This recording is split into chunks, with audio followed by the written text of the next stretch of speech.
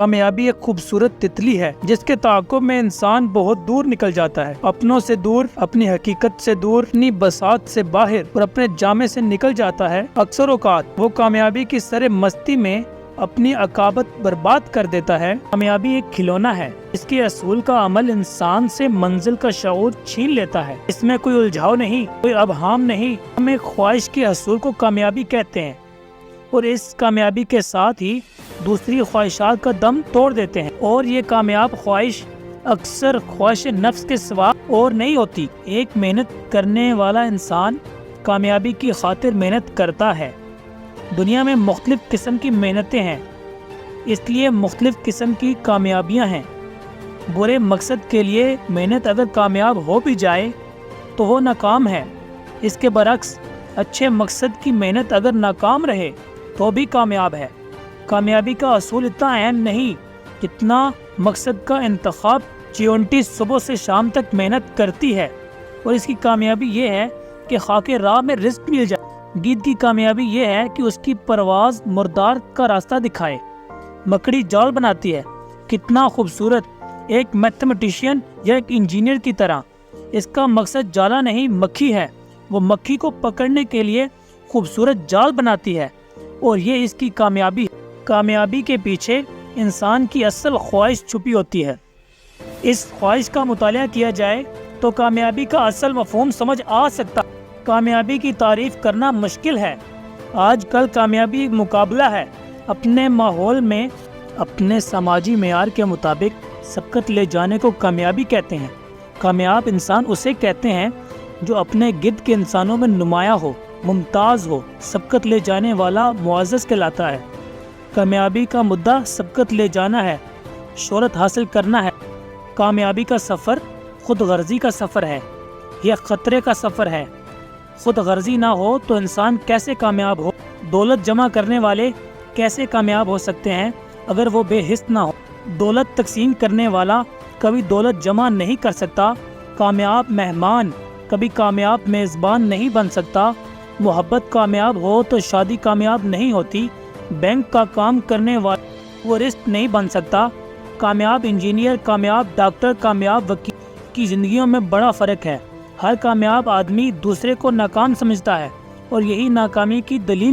دنیا میں موجود آدھا علم صرف نصیحت کا علم ہے، یعنی دوسروں کو ناکامی سے بچانے کا علم، اور علم دینے والا علم کے حوالے سے ہی اپنے آپ کو کامیاب سمجھتا ہے۔ اس کی بات سننے والے اسے دیکھتے ہیں۔ کامیاب انسانوں نے ہی دنیا میں جھگڑا فساد قائم کر رکھا ہے۔ ایک انسان کامیاب کہانی نویسی یا کامیاب داستان گو افسانہ نگار ہو تو اپنے آپ کو ہر شعبہ حیات میں کامیاب سمجھتا ہے۔ کامیابی میں بڑے اندیشے ہوتے ہیں، کامیاب مسکراہٹ میں بڑے آنسو پینا ہوتے ہیں، چھپے ہوتے ہیں۔ کامیاب فاتح آخر ایک قاتل ہی ہوتا ہے۔ ہلاکو ہو یا سکندر اعظم، کام ایک ہی ہے اور غالباً انجام بھی ایک ہی ہے۔ دنیا کو فتح کرنا اور خالی ہاتھ گھر سے باہر پردیس میں مر جانا کامیابی کا المیہ ہے۔ اجتماعی کامیابی میں کم خطرات ہیں۔ مقصد کا اصول قوموں کو عروج دیتا ہے، لیکن انفرادی کامیابی انسان کو اپنے ذات کے خول سے باہر کر دیتی ہے، اور بعض اوقات انسان اپنی کامیابی کے لیے وہ عظیم مقاصد ترک کر دیتا ہے جن کو کامیابی کے جواز کے لیے پیش کرتا ہے۔